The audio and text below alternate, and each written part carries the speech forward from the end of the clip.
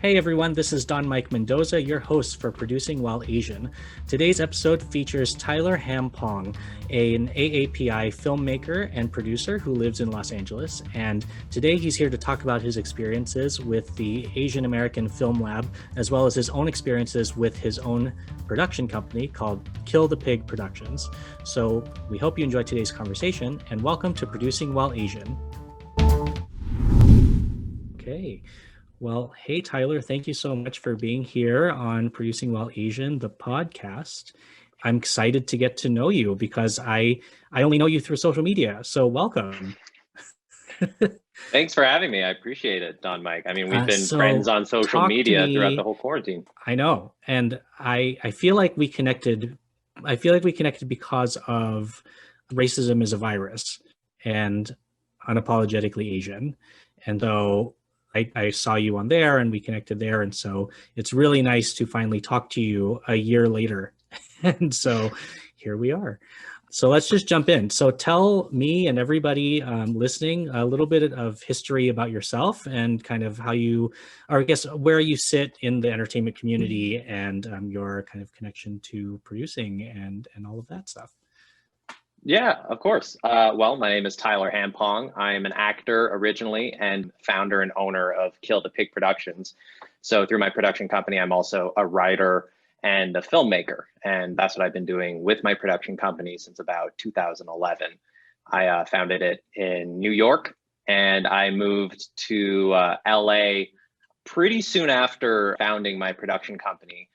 I built it up a lot out here in Los Angeles with short films, and I have 2 short films on Amazon Prime right now, and some other short films that have gone to film festivals like LA Shorts Fest and Chelsea Film Festival and various other film festivals as well.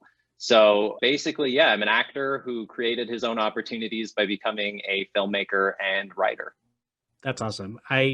When you talk about that, I think what stands out to me the most is you talking about creating your own opportunities.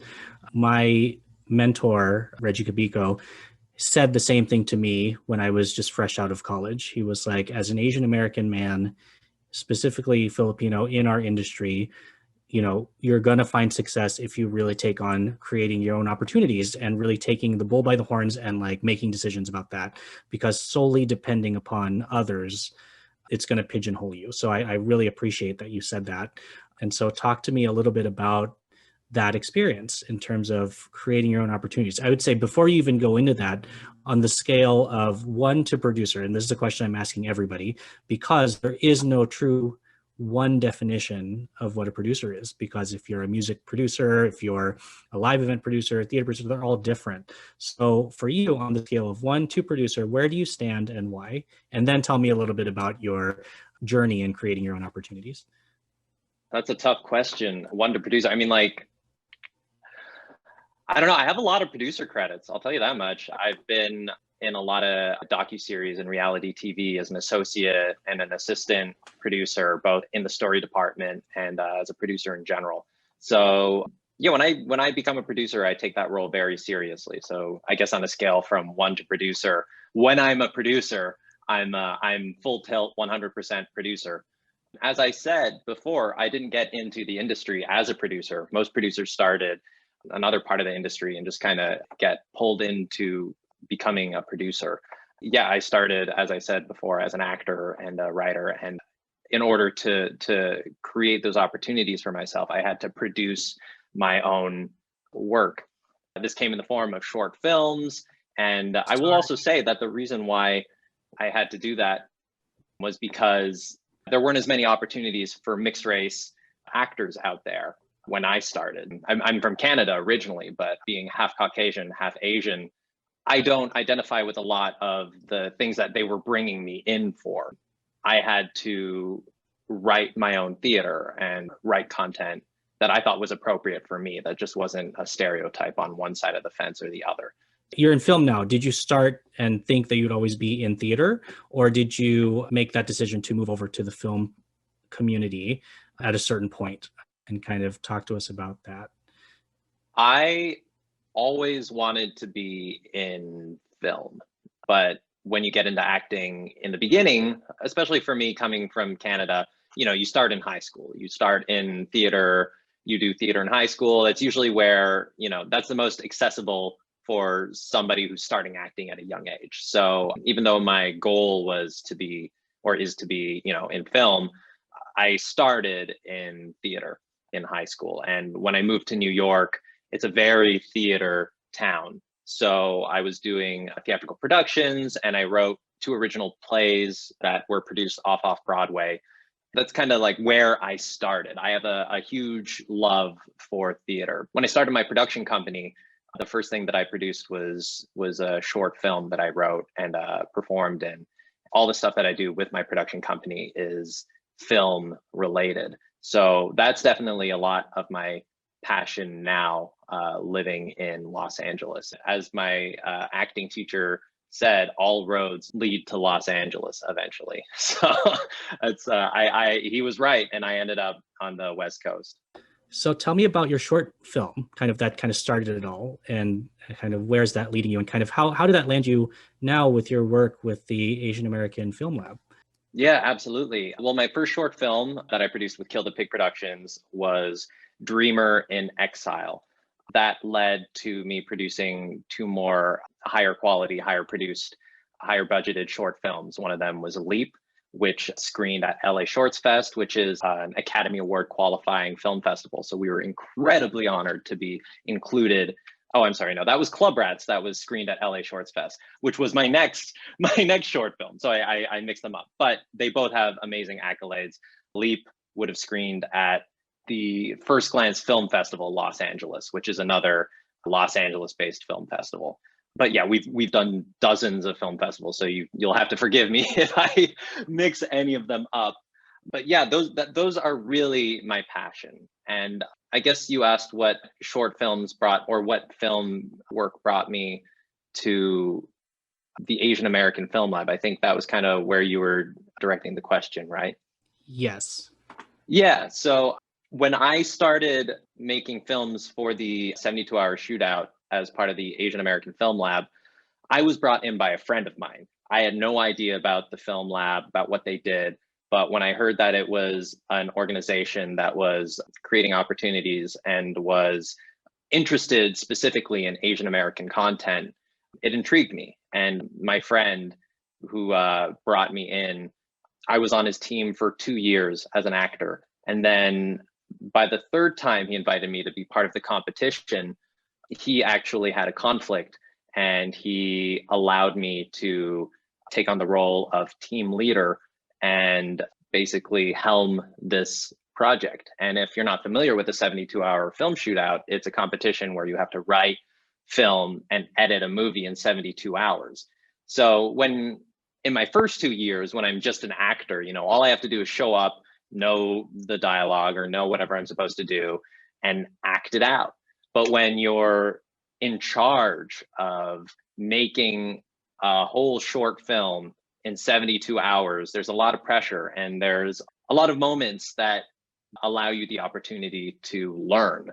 So in my time leading the team, I learned so much about filmmaking, and that was a huge push in that direction to become a filmmaker, to be behind the lens. I mean, that's another thing that I will say to, which is very important for diversity and representation on camera. It's not about just the representation on camera. It's not a color by number scenario where you can put a Black person in here or an Asian person in here or whatever, and it becomes representation. It's not only that, it's about what kind of representation there is behind the camera, what kind of authentic stories are being told by authentic people. And I think that's a big part of representation that the mainstream doesn't hear a lot about.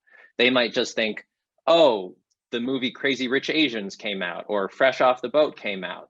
But you have to think more critically and think, well, who are the people behind the scenes making these decisions and making these movies happen? And are they just doing it to quiet the voices who are demanding that they need to see the stuff? Or is there actual change happening from within? And I feel that that's a huge motivation in driving diverse filmmakers behind the lens and becoming producers and becoming writers and filmmakers. I'm a huge advocate for seeing diversity behind the lens as well. Absolutely. And I think you hit something right on the nail, and it's the word authenticity. There's a difference between a story that is just a story and a story that actually holds weight and resonates with people and resonates with our community, and also genuinely teaches people that aren't in our community what we're like, and what to expect. Not what to expect, but what is genuinely us. So with your producer hat on, how do you determine what stories you want to tell? Like, how does your authenticity meter work in that sense, right? So like when you get a script, what tells you, okay, this is something I want to support, or maybe not this one? That's a good question. And I think it's all case by case. The work that I do produce is either work that I am behind creatively, or that somebody I believe in has brought to me and I believe in their message. For example, Club Rats was something that my wife co-wrote with another talented actress, and they both acted as producers on it as well. And I came in and helped as the executive producer. And the theme was date rape and everything to do with drugs at clubs and taking advantage of women. And the film itself is very much a revenge film. So it did get a lot of flack. There was a lot of pushback from people who felt offended that women were fighting for their own rights, which is something weird that people are offended about. But at least if it's something that makes people think and it makes people have this reaction, not only does it allow this conversation as to whether some people accused us of playing up date rape culture, which I mean, the fact that it happens, you don't have to play it up, it happens. So the fact that we're bringing up this discussion and talking about it is, I guess, an accomplishment in and of itself. But you always have to, even if it is touchy material, yes, you have to approach it sensitively and with empathy, but you can't be afraid to tackle the subject. So I mean, it is a case-by-case basis what I produce as a producer, but I always like to at least have some sort of social commentary and something that makes people think. For sure. And I dealt with something similar to that, where I helped produce a play in New York about fraternity hazing and kind of that whole culture and what that does to college age students. And date rape is part of that.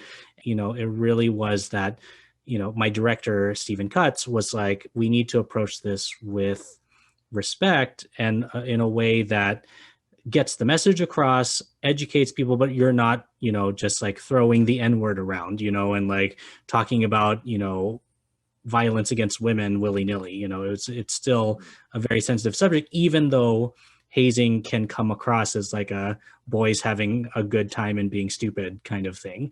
It still has a very serious undertone. So I completely understand the caution behind doing a piece that might be on a very sensitive subject like that. So that's very cool to hear about that experience.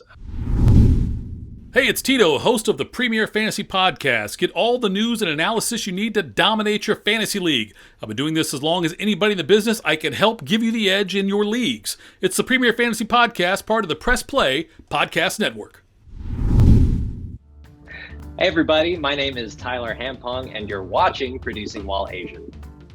So how do you find balance in your career as both an actor and a producer? Because I know that, and I'll speak personally, it's hard sometimes to say or to have the actor hat on your head, but also be in the producer seat and vice versa. So when you're an actor, do you ever find situations where you're like, oh my God, if I produce this, I would be way better? Or if you're in the producer's seat, you're like, oh my God, I could act this better than that person. Have you ever run into that personal conflict before? Because I know I have. Yeah, in various forms. I'm sure I have, yeah. In examples where I am wearing multiple hats, where I'm producing and acting, it gives me an appreciation for the roles that are more concrete. Because when you're doing small projects that are like a lot. I've done a lot of small projects at home in the past year because of quarantine, and it's just me and my wife, doing everything because we're socially distanced. So in that regard, playing both the actor and the writer and the producer, it gives me much more respect for when I'm an actor on set and there's a producer and a director helping me and guiding me in that.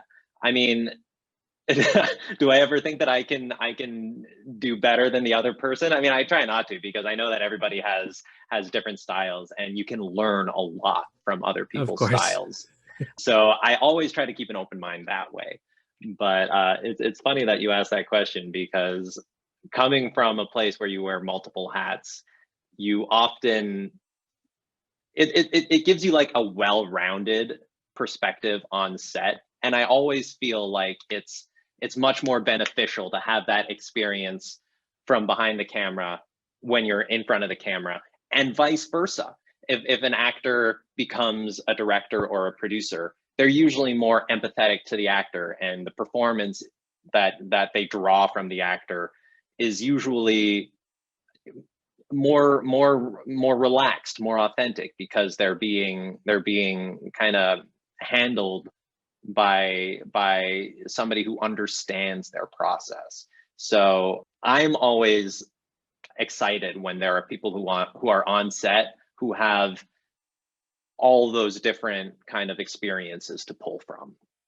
Definitely. So in that vein, if you could have like a wish list, let's say like top 2 to 3, who would you love to see you and your production company kind of collaborate with? Or, who is your kind of like dream 1 or 2 people? And like, obviously, like, we're going to manifest that. So let's like talk about it out loud, and hopefully they're listening, and then maybe it'll happen. So talk to us about that. Cause I know, like, when I first started out, I had a lot of like dreams of people I wanted to work with, and, they didn't all come true, but some of them did. And it was awesome. So tell us about that. Yeah, I mean, I guess right off the bat, some of my big heroes are like Quentin Tarantino. I really also love a lot of the filmmakers that kind of come from this like indie sensibility, even though they make like big budget movies now. But like filmmakers like Werner Herzog or Robert Rodriguez, who came from a very indie background, but now he makes huge, big scale movies. But I myself, as a filmmaker, come from this do-it-yourself mentality. So whenever I see filmmakers who came from that background as well, I totally respect them. For example, Tim Burton, if you see some of his early student film work, it's amazing as well. And it's very crafty, and there's a lot of stuff that he created by taking it out of his imagination, and people who will make their vision come to life at all costs are the type of filmmakers that I admire. But I mean, that's only filmmakers. Like this question was open-ended, so it could be actors, it could be anybody. And if you open the floodgates to actors, there are so many amazing actors that would be worth working with. I don't even know if who right now who's coming up to mind is Stephen Yeun. He was on The Walking Dead, and he just did Minari, and I think he's a great young actor who's coming up. But other than that, I mean, who wouldn't want to work with like the legends like Meryl Streep or Al Pacino or Robert De Niro or people like that? I mean, there are so many names. Nice. It's so funny because Stephen Yeun is like blowing up right now. And so I subscribe to several publications. And so one day in my mailbox, I got like 4 things with Stephen Yeun's face on it.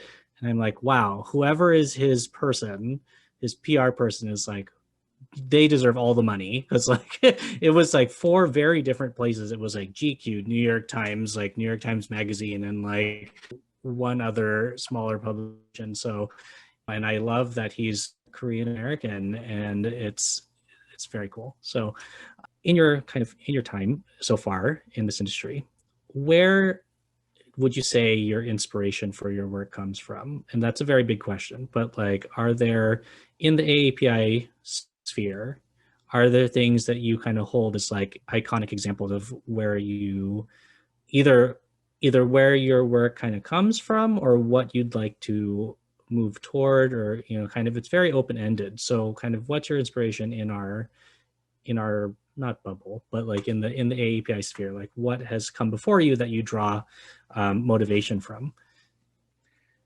That's I mean, that's a loaded question. I draw a lot of inspiration from the filmmakers Right. in my community, that like on a smaller scale than like the big people that I aspire to work with or be. I get a lot of inspiration from seeing independent filmmakers that I've worked with personally and seeing where they're bringing their next step to, people that I've collaborated with or competed against in the 72-hour shootout. I love, seeing up and coming AAPI filmmakers and actors and where they've gone since the shootout. Oh my goodness, it's such a hard question to what I draw inspiration from. I know. That's it. Like I mean, the that's a great filmmakers answer. Yeah, that's that awesome. I have around me. Yeah, of course. And I feel like there's a lot to be said about collective creative energy. It's like the people that I either, whether I book them or not, or just people that happen to be in my orbit, I always find value in different opinions and different points of view, and kind of finding success together. And just general support too, right? So, just mentioning people that are, people you've worked with before, seeing where they go. I think there's a lot to be said about just like mutual, genuine support of each other's work. I think producers get a kind of a bad rap of like, well, I need to be the top producer and I need to, produce better than this other producer. And it's when really you can't really measure, because producing is so fluid and so unpredictable that we don't really have a true scale of success. I would say, yeah, if you're making millions of dollars, obviously that's successful, but but if no one likes you, is that really successful? I don't know. But being inspired by those around you is just as important as picking something from the past, right? So what kind of projects are you working on right now? Like, kind of what has 2021 brought you, like, so to speak? Like, where, what direction are you going in at this moment in time? I am currently writing. I've used quarantine to bolster my writing portfolio. Spending all the time inside with my computer, might as well write a few pages. So I've been working on 3 half-hour comedic pilots and submitting them to festivals and competitions. My pilot for The Real McCoy, which is a wrestling themed comedy, recently made it to semi-finalist in the diverse voices at We Screenplay, but it also made it to a semi-finalist at a festival that I can't divulge quite yet, but it's still in the running for finalists. And hopefully, fingers crossed, we'll hear more about that. With all those projects that I'm working on, the ultimate goal would be to find a literary agent to shop these around or shop them around myself, and get interest from these pilots in order for me to either become staffed on an existing show or to get these pilots made themselves. I mean, that would be the ultimate goal. As a producer writer, that's kind of what I've been working on for the past couple of months. That's been a little more internal than what we usually do in the industry. But, being that it's been quarantine for a decent amount of time, it has allowed people to search internally and to create starting from within. So I am grateful that I've had time to do that. Other than that, projects that are coming up, I have another a web series that I'm working on.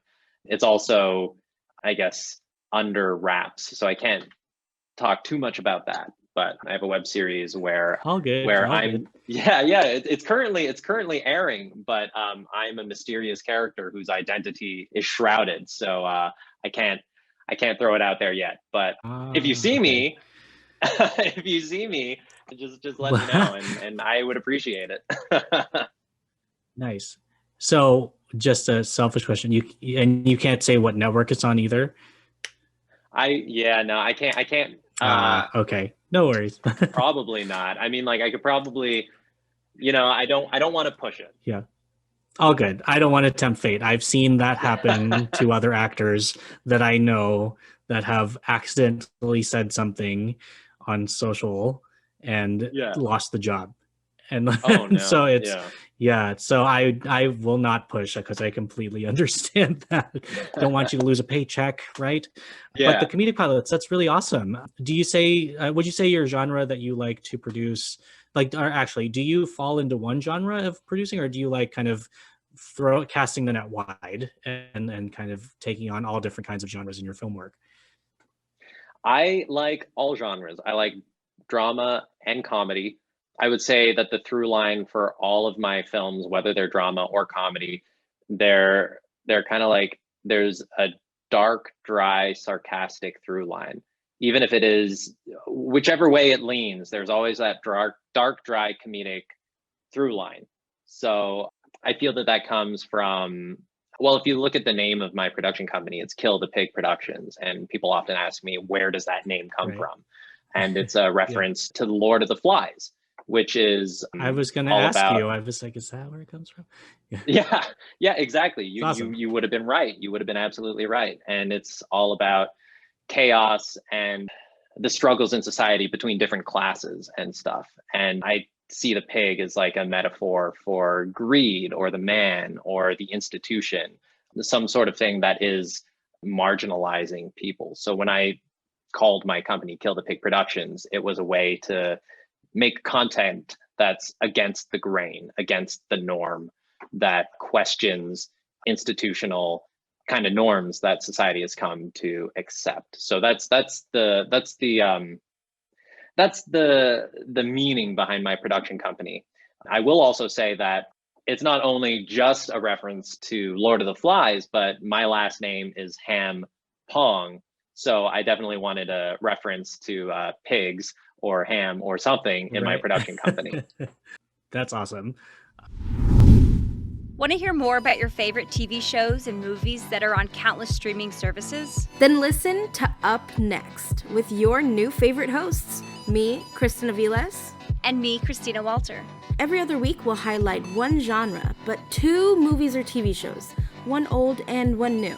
We'll let you know what's hot and what's not from your favorite or least favorite streaming services. And be sure to stay tuned to the end of each episode where we shout out an artist whose name you should know for their talent in the industry. So follow us to stay up to date with your favorite hosts from Up Next, a part of the Press Play Podcast Network. Hello, Brooks here with the Books with Brooks monthly book club podcast. We read one book a month and then we talk about it. Books like Stephen King's The Shining or Where the Crawdads Sing by Delia Owens. If you're on the hunt for book recommendations and enjoy sparkling conversation, come read along with us and then listen in.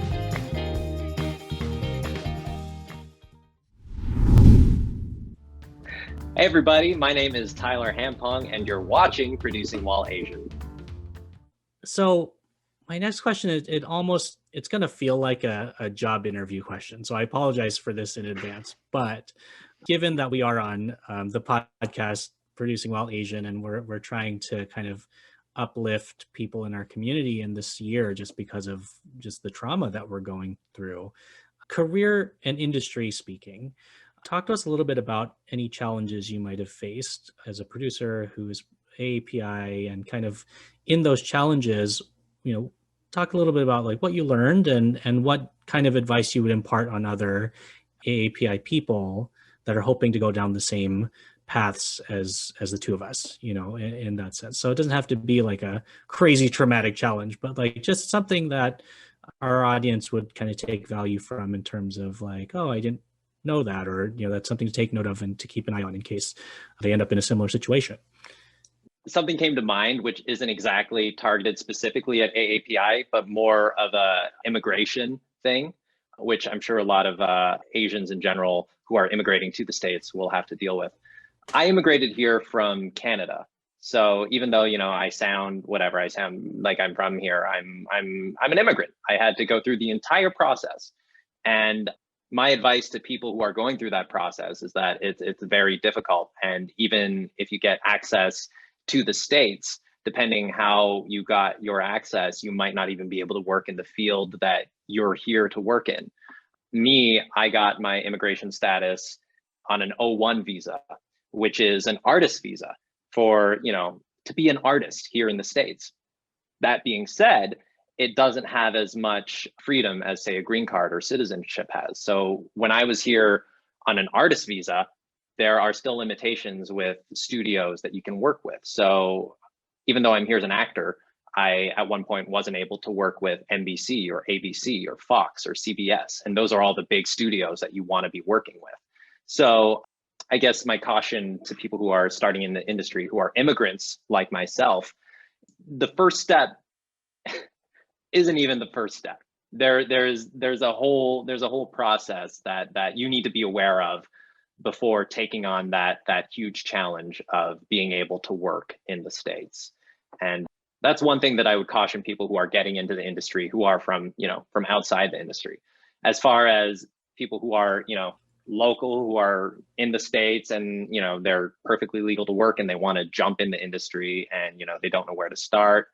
I would say start with filmmaking competitions, make movies on the weekend with your phone, with your friends. I mean, there's no excuse not to make movies. People are making movies on TikTok like 3 times a day. So I mean, there's no reason not to make movies these days and like TikTok get the musicals. content out there. Yeah, exactly. And like, there's no reason to hold on to your ideas and like hold on to them like they're precious little ideas that you can't give out to the world. If you have an idea, share it, and there's no reason why it can't get better over time if you work on it by sharing it with the world. You're not just going to hold on to that one idea and then only focus on that one idea and hide it from the rest of the world, and then one day 20 years later it'll emerge and be the opus of your career. You have to build up to that. So I would say don't be too precious with your intellectual property. Get it out there, because ideas are a dime a dozen. If I was precious about my pilot about wrestling and I'm like, no, I don't want people to read it because somebody might make a wrestling pilot.